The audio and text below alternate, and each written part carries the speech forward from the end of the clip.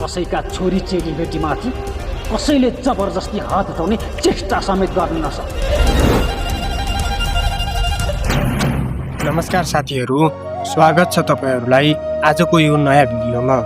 आज हामीले बुहारी भाग 287 को नयाँ रिभ्यू भिडियो लिएर तपाईहरूको सामु उपस्थित भएको छु। भिडियोलाई अन्तिमसम्म हेर्नुहोला, किनभने अब आउने एपिसोडमा के हुन सक्छ भन्ने महत्त्वपूर्ण कुरा हामीले स्पष्ट रूपमा बताउने कोसिस गरेका छौँ। त्यसैले भिडियोको अन्तिमसम्म अवश्य रूपमा रहनुहोला। शक्ति र अहङ्कारको भरमा आफूभन्दा ठुलो कोही छैन भन्नेहरू आज आफ्नै कर्मको परिणामबाट भाग्न खोजिरहेका छन्। समयले फेरि एकपटक प्रमाणित गरेको छ, गलत बाटोमा हिँड्ने मानिसको अन्त्य कहिले राम्रो हुँदैन। नयाँ एपिसोडले स्पष्ट रूपमा देखाएको छ कि रामलाई कमजोर सम्झिएर दुश्मनी गर्नेहरू आफै विनाशको बाटोमा पुगेको देख्न सकिन्छ। विशाललाई सायद कहिले विश्वास थिएन कि आफ्नै कमजोरी नै उसको सबैभन्दा ठुलो हार बन्नेछ।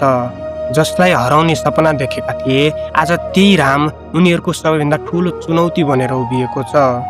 रामले अब पाप र अन्याय गर्ने कसैलाई पनि नछोड्ने अठोट लिएको छ। आफ्नो सुन्दर घर परिवार उजाड पार्न खोज्ने जोसुकै होस्, चाहे आफ्नै नातागोता किन नहोस्, अब उनीहरूलाई कर्मको सजाय भोग्नै पर्ने देखिन्छ।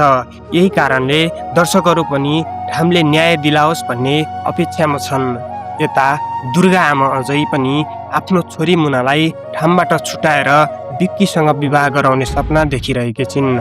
आदरणीय साथीहरू, तर परिस्थिति यस्तो बनिसकेको छ कि त्यो सपना पुरा हुन सङ्केत भन्ने देखिँदैन।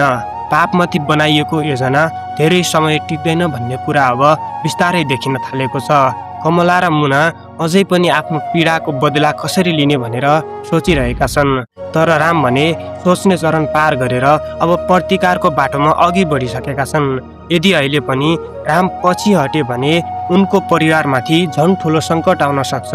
त्यसैले अब उनी दृढ भएर आफ्नो न्यायका लागि लड्नै पर्ने अवस्था बनेको छ। विशालको बदला लिने सपना होस् वा श्रुतिको आफ्नै भाइको घर परिवार तहस नहस पारेर सम्पत्ति कब्जा पार्ने योजना, यी सबै अब धरापमा परेको देखिन्छ।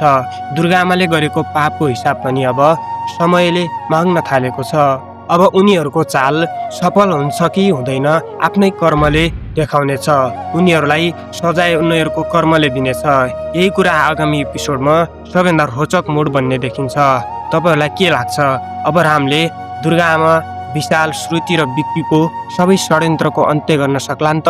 आफ्नो विचार कमेन्टमा अवश्य लेख्नुहोला। यदि भिडियो मन पर्यो भने एक लाइक गर्नुहोला।